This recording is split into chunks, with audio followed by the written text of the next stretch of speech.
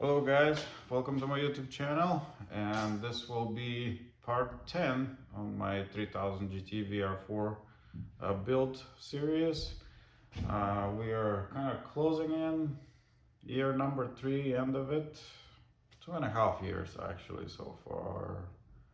Next year will be 3 years, but summer is over, so I can't really expose any metal and prime and sand and paint and do all that stuff. So I prepared whatever I could prepare and painted it. And of course, the most important parts of this kind of a modification that I'm doing in the front, the bumper and the hood, kind of got left behind due to several mishaps, setbacks. There's also quite a few things that happened in the last now 4 months. I promised to make a video, 3 months after the last video. However, car's been painted for about a month now, and I've been focusing on putting everything together as far as doors go, so I can put the doors together, close the windows, and kind of winterize everything, so I can continue next year with whatever is left of it. And there were a few nice days that I could make a video, but I was busy with other things, and today is raining, so I cannot exactly put the car outside on the sun so you guys can really see what this paint job is all about. But I have some work light and whatnot, so I will try to show you as good as possible, at least for the time being, what this paint looks like. There is a color change. As you can see, this is not the original color, and before I go too far, I was gonna paint the car the original color. However, I painted the door jambs and I made a mistake. Of course, trouble never sleeps. I made a mistake, and I didn't wait it long enough between the clear coats, and of course it trapped vapors inside the clear coat. The clear coat underneath the layer that I just put on could not vapor out. So at that point I decided to change color, and I saw what color the original color looks like, and it looked pretty dull to me, not so much flake into it. It doesn't really outline or show all the lines that our cars have, which always kind of bugs me with it. They're painted in this flat white color, or kind of a torch red, what they have, and that color just hides everything. It doesn't show any of the lines of the car. And this particular color, this color is called Black Rose, and is a new GM color that got reintroduced. There is an old Black Rose color that was in the 90s, and this is a new revised color that they introduced in 2017 Corvette cars. So I went with that because it goes to black, and then it really lightens up when the sun hits it, or even on artificial light. It looks more purplish on artificial. I would say that's kind of a plum color to me. It's a dark red, very dark red on the sunlight. On artificial light, it looks more like a plum, more like a purplish. But yeah, in this video I'm gonna show you all the products that I used, technique I used in order to achieve this. And I know I said on the last video many things that I wouldn't want to do and I'm not going to do, but things have changed as far as how much paint jobs cost, and I it was a kind of a deal between me and the guy that was supposed to paint the car, and I was supposed to work on something else for him painting my car, but I don't have the time because I have so many of my own things to do. So I decided to just hope for the best and paint the car myself. I was a prep guy for several years, and that was years ago. Before last car I prepared was, I think we painted it like 2014, 2015. I had this Sturgeon Camaro, and I prepared that one, but I did not paint that car. It was another painter that is no longer live around here. But anyway, long story short, I decided to paint the car myself, and had I made that decision before, maybe I would have taken a little bit different route instead of blowing the whole thing apart and running out of time to prepare and paint everything. By the end of the year, I probably would have focused just on the front here and then move on to the back. But there were so many things I took apart. I mean, I'll figure it out, but the time passes by, and start not to remember where all the pieces are, where all the screws went. Even everything is labeled. There's labels and bags everywhere in different locations around my garage and house. So my goal was to be able to close the car before the winter. So therefore, doors, door jambs, quarter panels, rear bumper, trunk, focused on being able to paint all this, and side skirts, of course, because some of the screws on the side skirts are hiding um, behind a panel on the inside, and the seat belt.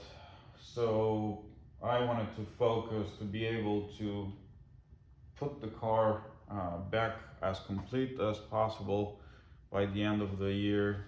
I think that's as far as I could go, and there was not enough time to prepare. Front bumper, of course, the front bumper had some issues before. Now you can see from the previous videos I had some issues with filler not sticking to this type of plastic.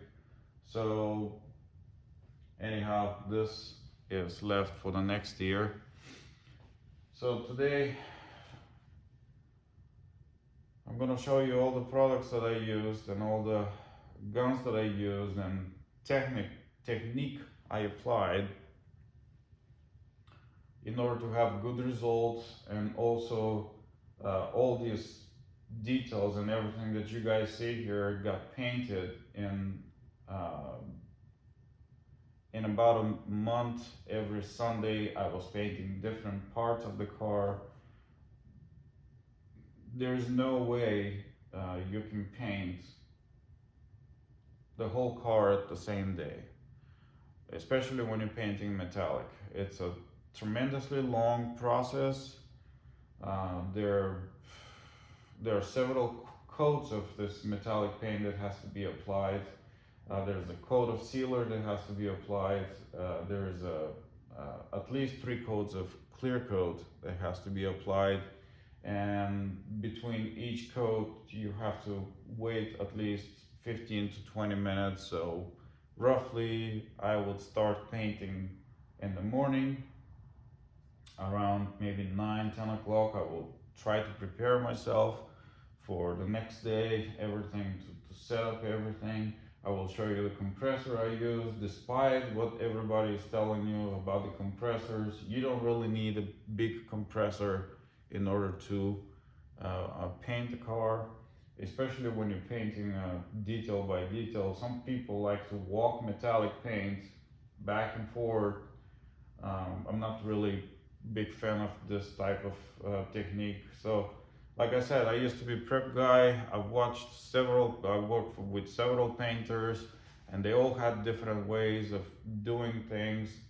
And based on my observation of what the result was after the car was painted while I was working for these people, I kind of decided which way I like to paint my car the best. So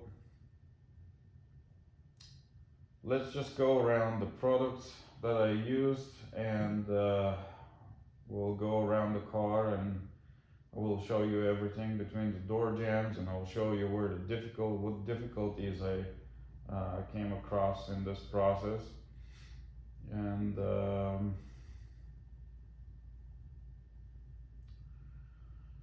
yeah, so just go around the car, and I will talk as I'm showing you everything. Here's kind of an overall look of the car. But let's stop here first. I set up this.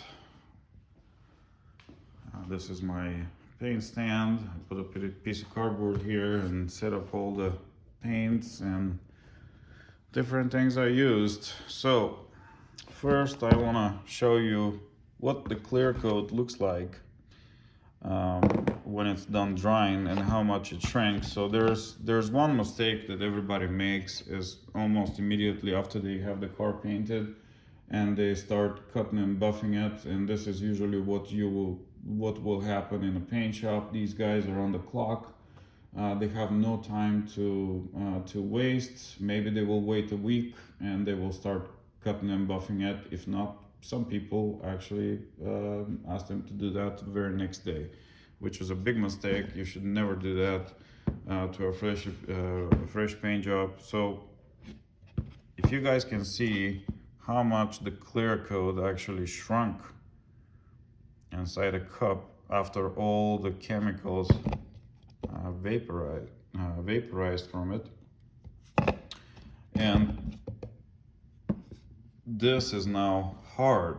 So it's been about a month. Of course, this is a very thick piece of clear coat that is left on the bottom of the cup. This is not the thin layer that it's on the car itself. But if this is dry to the point to where it's hard, and so this was in that shape when I broke it apart, and it was about maybe a couple of weeks ago. It was very, very soft still and easy to break apart, to where now it's pretty hard and difficult to break.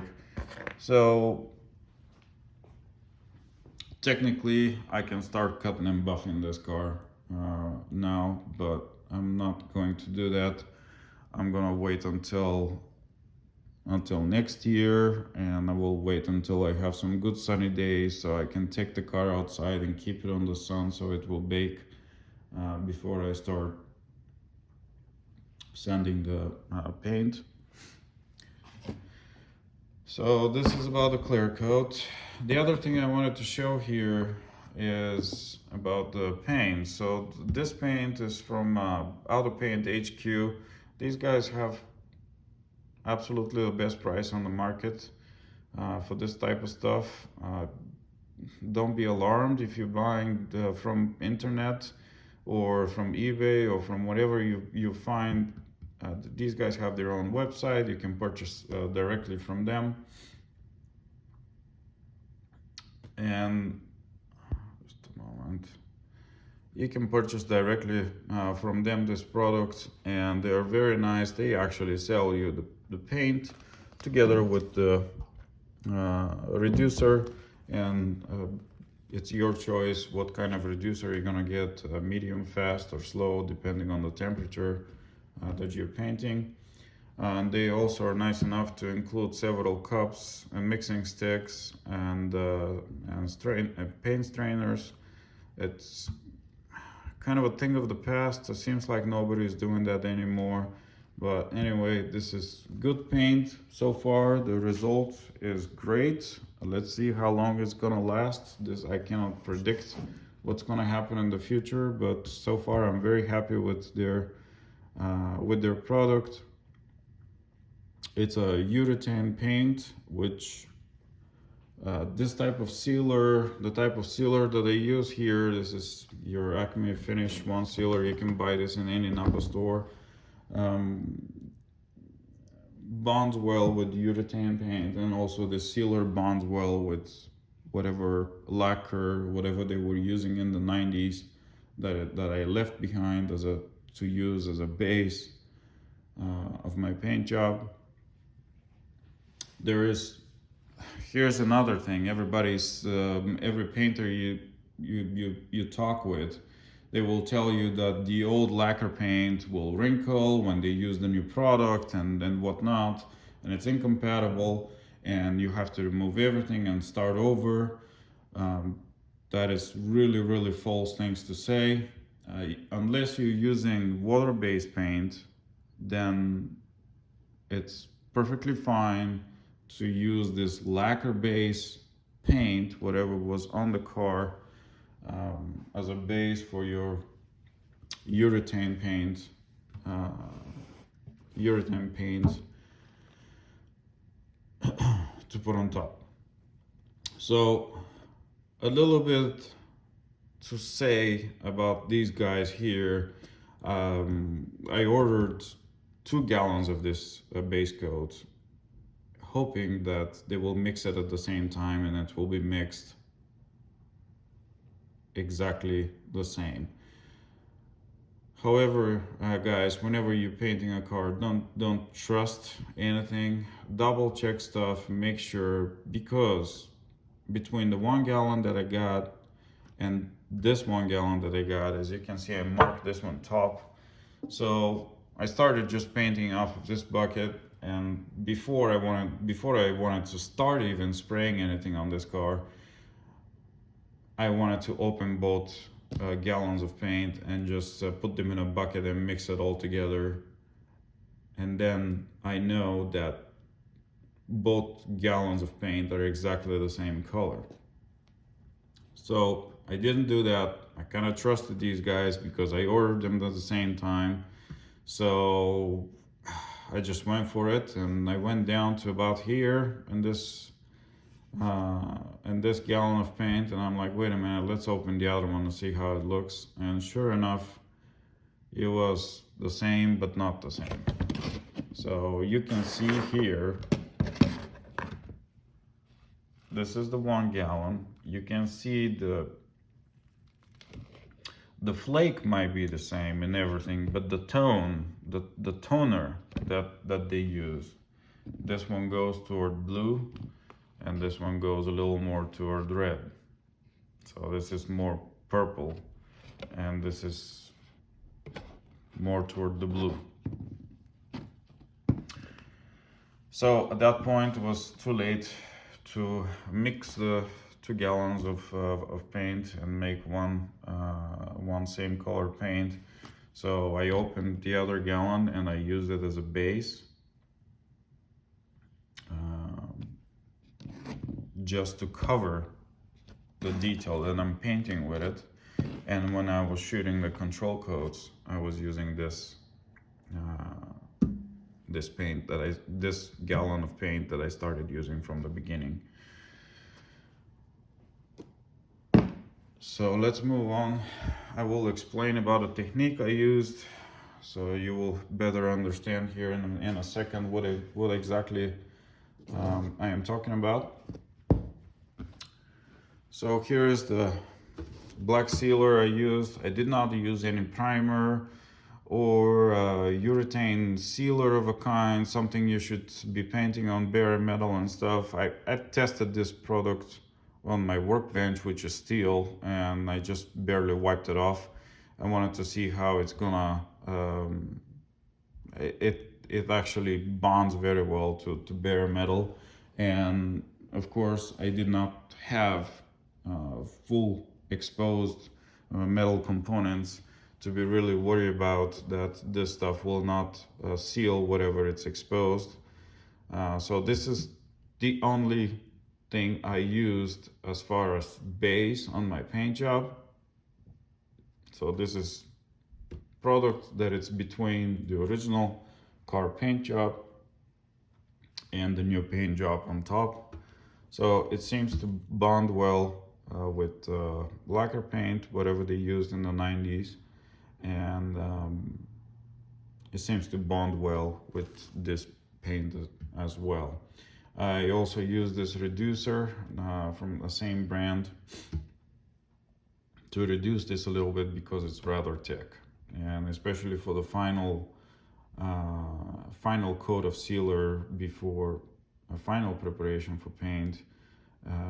It was nice to have this reduced so it will lay a little more flat, so it's easier to sand and finish with 600. I finished the whole car with 600 grit sandpaper before I started painting it. And then to unify the detail, I used red Scotch-Brite and kind of gave it 2-3 times over to unify everything. As far as clear coat goes, I chose this PPG. This is not very cheap, but it's available on eBay and some other sources.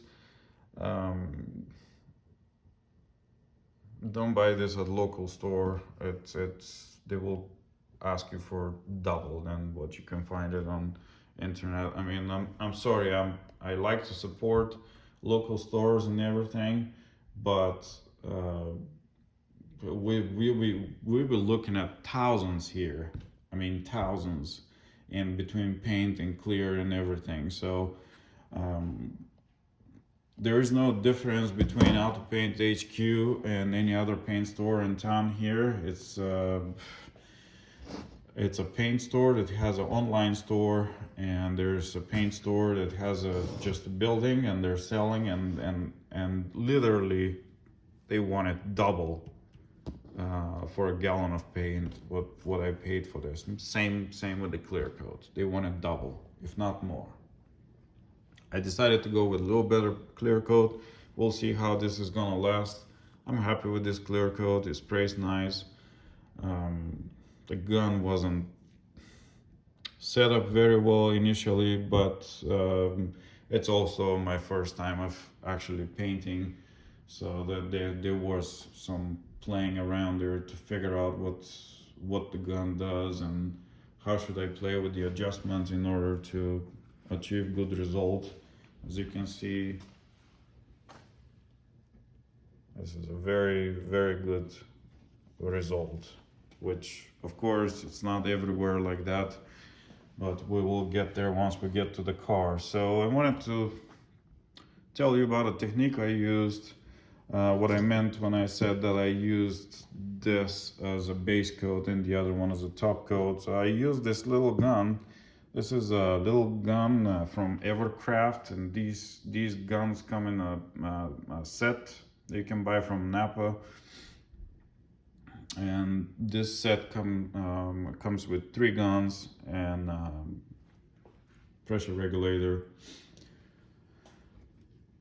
So I mixed a full cup of paint and took it with me close, and as you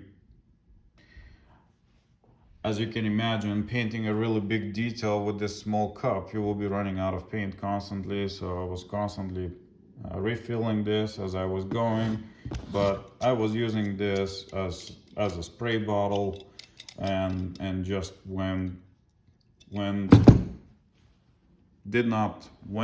all the way back. I just went left to right, left to right, left to right, left to right, left to right, left to right, just to cover the whole panel even, and inspecting it after a couple of coats of paint with the little gun. I inspected everything with the light and made sure that I have full coverage of the sealer and it's not transparent anywhere. So once I was happy with that, then this is also the other gun from the Napa set you can buy. I use this one for for the sealer. This spray is pretty good. I mean, problem with these guns is once they go bad, then you gotta throw them away. I don't know if anybody makes a seal kit for them or anything. So I decided to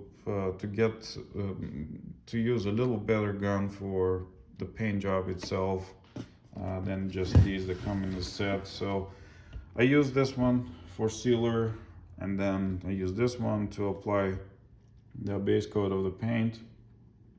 So once I was happy that everything is covered, nothing is transparent, then I moved on to this one. This gun is made in 1995.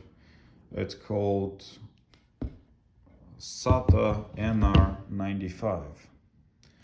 This gun is legendary among all the painters. Whoever's been painting cars from the 90s.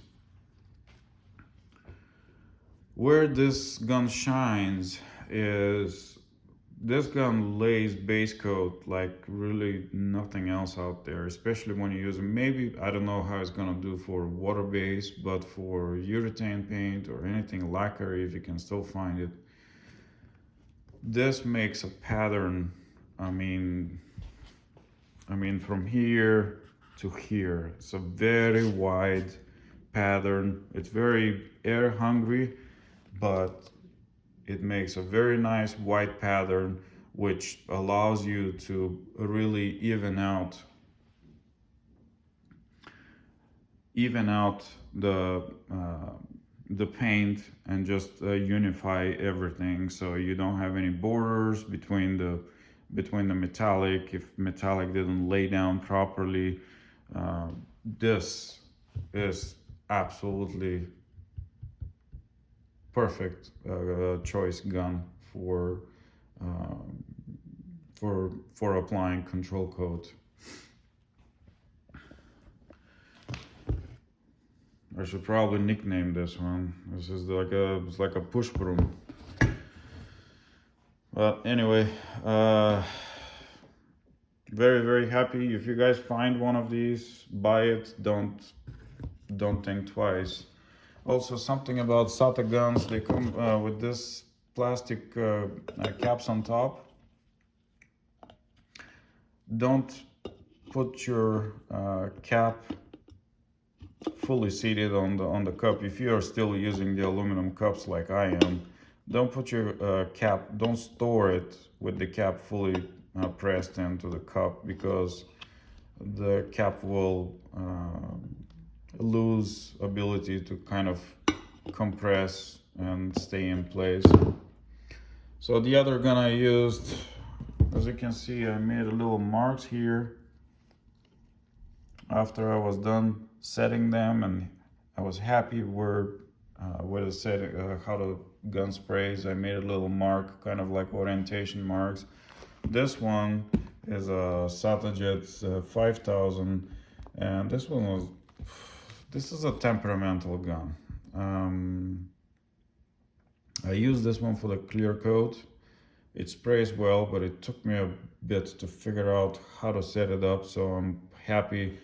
The first time I was spraying, I got a lot of dry spray, but of course I was afraid from the clear coat.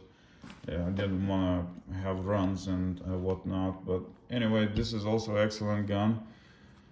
Of course, I haven't tried to spray paint with it yet. So far, I wanted to keep this one clean and just spray clear coat with it, but it does very well. So yeah, these are the paint guns I used, and if you guys are looking for good paint gun to buy, yes, I'm using also the regular fittings. I'm not using high flow fittings. I don't know why in the industry nowadays, I've spent so much time researching how to set up everything, and before I start spraying, because Like I said, I never actually sprayed. This is my first time spraying metallic paint, and I spent a long time on YouTube, and there's a Paint Society channel. Highly recommend that channel for do-it-yourself guys who want to paint their cars and whatnot. The guy is very, it will tell you 90% of the things that you need to know. But ultimately I set up the compressor to be at 90 psi, and here I think I was spraying around 20. But again, you have to play with the adjustments and see what your paint gun's like. You cannot really go by this rule of thumb. It's a good starting point, and then spray, and keep in mind, depending on the material that you're spraying, you're gonna get different results and different spray patterns. So if you're looking for a good paint gun, these paint guns are, this is not something you can buy new anymore, especially this one. So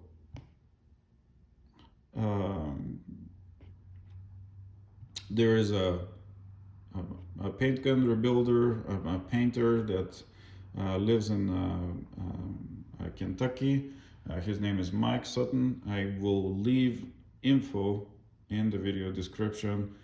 Contact info for him. He sells rebuild, remanufacture paint guns on eBay, or you can directly contact him and tell him what it is that you're looking for, and he will tell you what is it that he has that can do the job for you. But I'm very happy with him. For the price, you can buy a used gun that has not been rebuilt.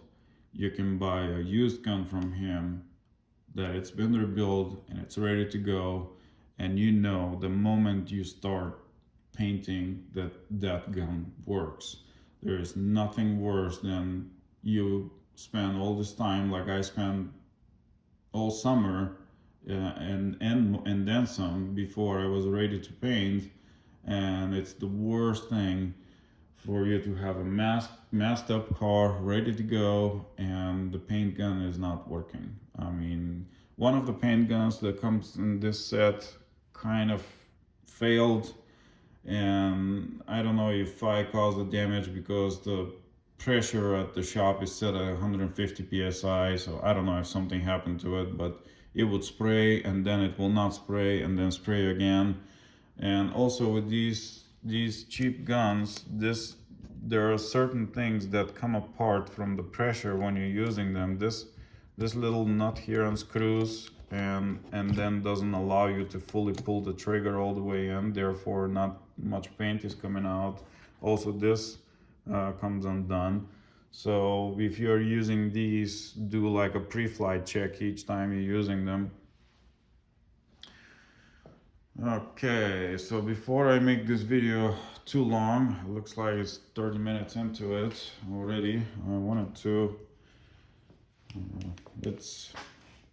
let's walk around and I'll show you what the paint job is. Yes, it looks rather plumb on the artificial light. I mean, camera doesn't really do justice on this paint job. It's so vibrant and deep. It's amazing. And you will see from the picture that I took while it was still sunny outside, you will see how it outlines the line here. This line that starts from the fender goes all the way to the door. I mean, from here up is black, and then from here down you can see the paint. It just outlines it so well. And also this section here, that is the line that goes all the way across the rear quarter panel. It's just this paint job is really showing the lines that 3000 GT has. Let's see here in the back. all the scratches, you can see the scratches, everything you see here, it's from just a towel just wiping off the trunk. So don't be alarmed. This is perfectly normal. The car is a dark color, and just everything you drag on the surface, it will leave a mark. And of course, I'm not. No, this is fully exposed paint. I'm not done. I'm not done here. I have to sand the paint job and buff it, and then I will put protective wax and whatnot on top. So the first details that I painted, one of the first things that I painted was the rear bumper, and as you can see, let's see if we can, it's got quite a bit of grain to it. So this is, I'm just gonna have to clear these. There's no other way I can fix that, especially down here. Lots of dry spray, and guys, it's very difficult to paint bumpers and any other kind of locations of this kind, or door jams. Those, I mean, it's very easy to, it's much easier to paint flat surface like this trunk piece here or the quarter panels than trying to go around all the curves and this different kind of shapes that the bumper makes. And same thing with the door jams. Let's see.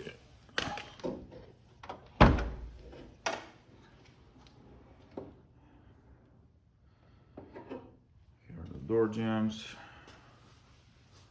So when you're going around here, all this to make it even with the clear coat, so it doesn't look like it's dry spray and everything, that is very difficult. You have to go heavy, and with that many different shapes, it's a really big probability you're gonna leak something. And I actually did leak it. There it is right here. You can see it right by the sticker. But yeah, door jams and inside of the door is probably one of the most hated part of this whole job. I mean, you can imagine all the little places and creases and stuff you have to put your fingers into in order to scuff everything, because if it's not scuffed, then the paint won't stick and it will peel off. Especially this piece here. I don't know what is the purpose of this, but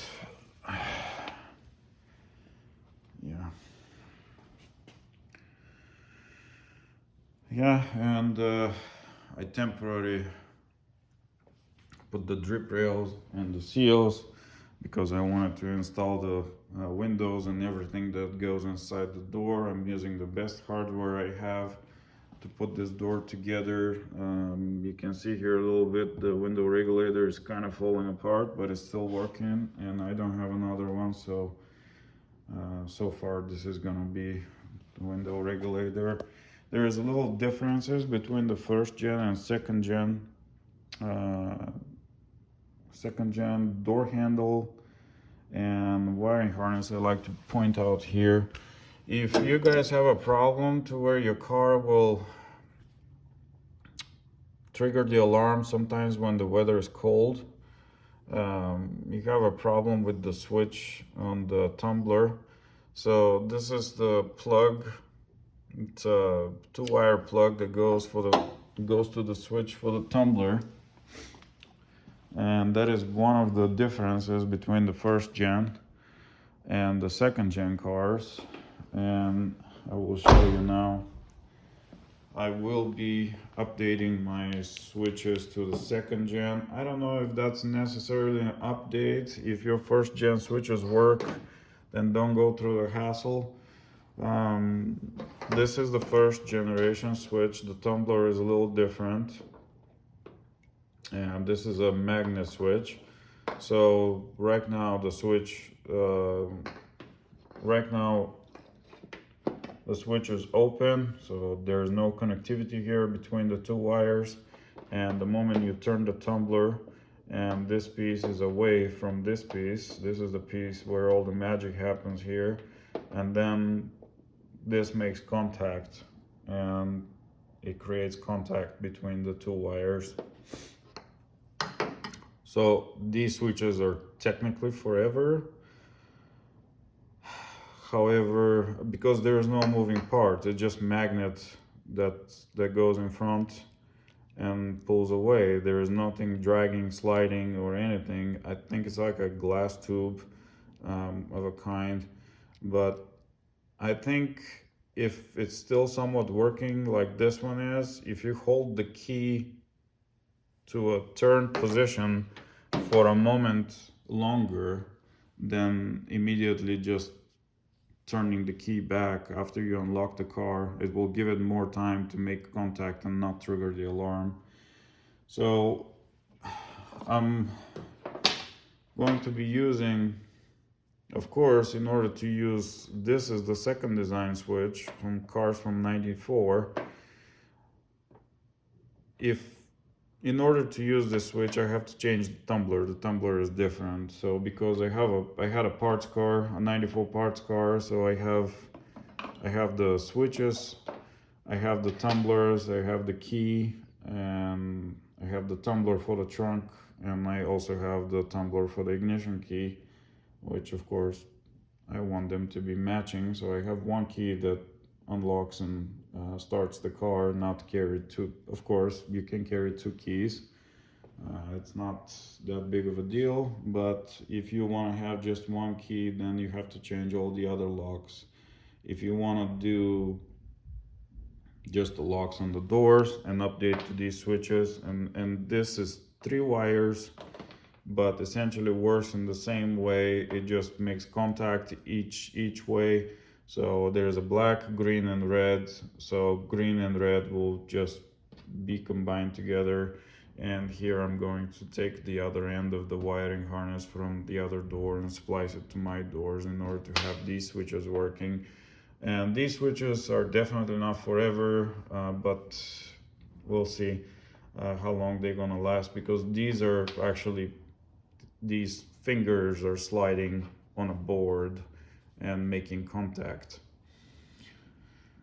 Other difference, Gen 1 door handle versus Gen 2 door handle. Gen 2 door handle has this plastic insert here. That is the only difference. The tumbler fits between Gen 1 and Gen 2 tumbler. Both tumbler fits on each door handle.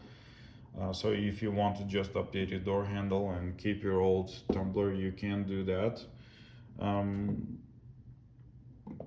Yeah, that's the only difference, is this rubber piece. This rubber piece here, as you can see, where you trying to get the key in the lock, you're scratching off the paint. So this is why they did that here. They put this rubber insert so you don't scratch the paint. So yeah, that's I think that's about it. I don't have any runs, at least not so bad runs. I have runs. I have one bad run, a whole paint job, and there it is. This is Mississippi River here. So let's real quick talk about how I'm going to fix this. Another kind of fail. I don't know why painters, and I see professional guys are posting how you're supposed to get rid of runs, and so I have cut and buffed many cars throughout the years, and I never seen anybody cut and buff the way they're showing. So if you watch some of the cut and buffing videos, they're showing you're supposed to be scratching, you're supposed to be sanding up and down like that. Some people, I saw a guy putting Bondo here and then sanding it until the Bondo goes away, which is another, oh my god, what the hell are you doing? First of all, you never sand clear coat up and down the way you're sanding and preparing a car. When I was preparing you know, the detail before paint, yes, you go up and down, diagonal like that, and a crisscross, kind of a hatch, you know, you're catching from all the edges sideways. Sure, that works for that part. When you are preparing car for buffing, you don't want to go like that, because you're digging in here, you're taking out clear coat from this, and then you're taking out clear coat from this. It's you don't want to do that, because this is high. So when you're going up and down, you will be digging here. This is high. It's gonna take a while to get it down. So by the time you get this down, you will dig a hole here all along the sides of it.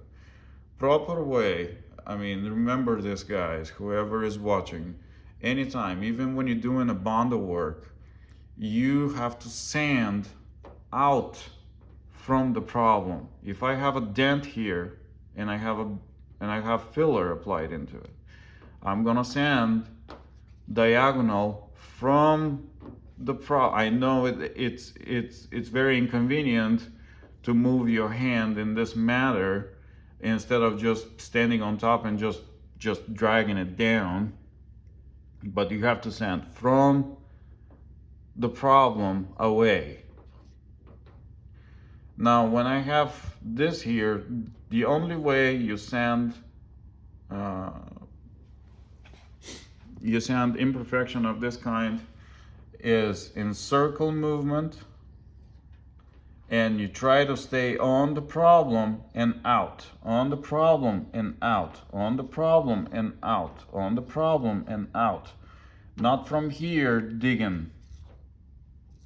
This is wrong. You may cut this down, and then when you buff it, and you will see here a divot, the clear coat will be uneven if that's what you're doing. And then another thing I saw is a guy is actually using a regular sanding pad. Well, this video is gonna be long.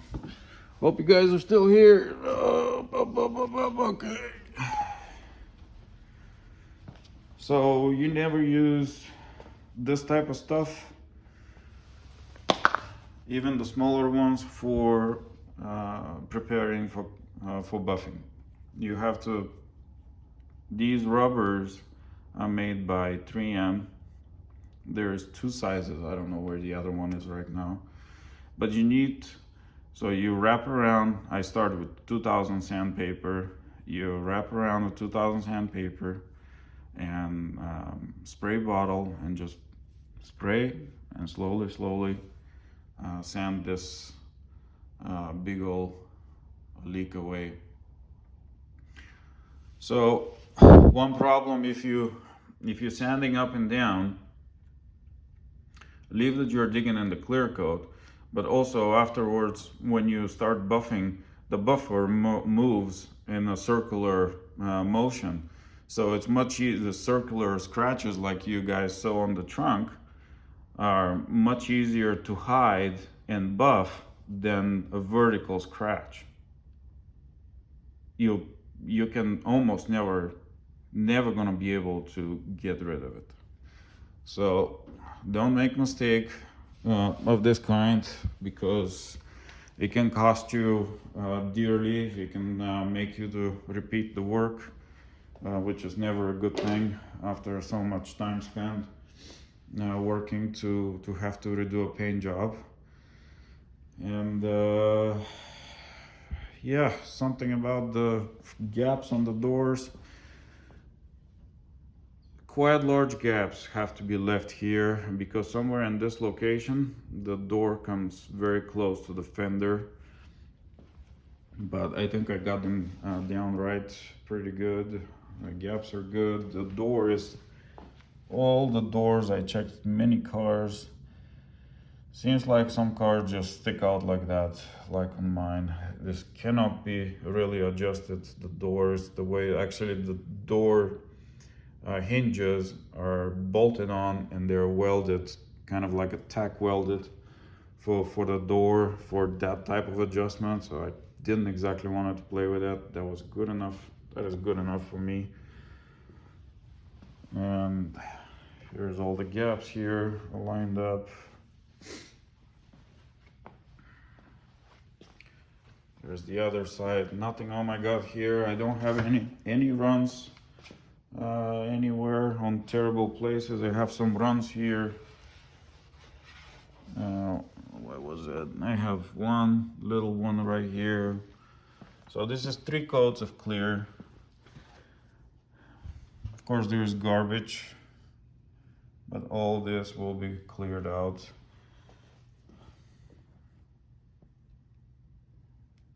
You can see how many little nibs and stuff. So when you guys are painting, not in a paint booth, just don't be alarmed. This is perfectly normal. All this is gonna be cut and buffed and removed, and nobody will ever know it was ever there. If it's just dust speck, even if it's a lighter paint job, you will never see it once it's evened out. So yeah, next step here will be, actually I'm still not gonna go this route of I have to seal this section that was exposed for the winter months. Next step will actually be to redo this roof in satin black finish. I spray painted it with just a 2K paint that comes in a can, and this is the result kind of you get in a can. From a can you can never get this type of finish from a paint can. So I have to remove the trunk piece and paint the top together with the jams here that are left this color, and only then I will be able to start putting the rest of the stuff here on top and put the rest of the interior in, because these pieces bolt on from the inside. And I also at the same time over there in that big box over there, that's the last brand new windshield in existence for our vehicles that I found. I'm saying our for those of you who actually have these cars and watch these videos. But yeah, I found the last windshield available. Apparently windshields for 3000 GTs are no longer available. This is made by a company called Trival. It's Chinese, of course. There's no way you can find original Mitsubishi windshield, and the windshield is actually green, the same as these windows. And I really like what we did here with the tinting stripe. That window has tinting stripe that it comes down to here, already part of the windshield. This one did not have that. For anyone who likes to have stripe like that, the guy that did this for me used a template from a C5 Corvette. So I don't know if he said it was not available template for 3000 GT. And C5 Corvette, if you guys look at C5 Corvette and 3000 GT, especially this section right here, I mean, they're damn near identical. I mean, the shape of the window, the shape of the windshield, and the roof, they're almost the same. So the reason why we use that is because this kind of curves a little here on the bottom, and then he just trimmed the top. So we wanted to use this curve to have nice finish. Well, I think that about wraps it up for now. I can keep talking about other stuff, but looks like this video is now 54 minutes long, and I don't know how many of you stayed that long. Hopefully you didn't get bored and left. But yeah, this is it, guys. So far, that's that's how far I went throughout the summer, and it's time to take a little break because I'm tired. Uh, I had to do this alongside of other issues I had here with the house and other different different chores that I have to do every day. Still, it's very rewarding after all the work to start seeing the car coming together. Yeah, so you never know how a project like that can go. I absolutely fell in love with this car. I know in one of the earlier videos I said that I'm not gonna paint it, but I end up painting it. So you never know what's gonna come next in life. Thank you guys for watching. I'll see you in the next one. I'll keep you updated. I'll keep you entertained with some of the things that we do at work. I try to post some quick tip videos for everyone who is in the automotive repair business to quickly diagnose certain problems that I'm coming across with my work. So anyway, thank you, and I'll see you on the next one. Bye.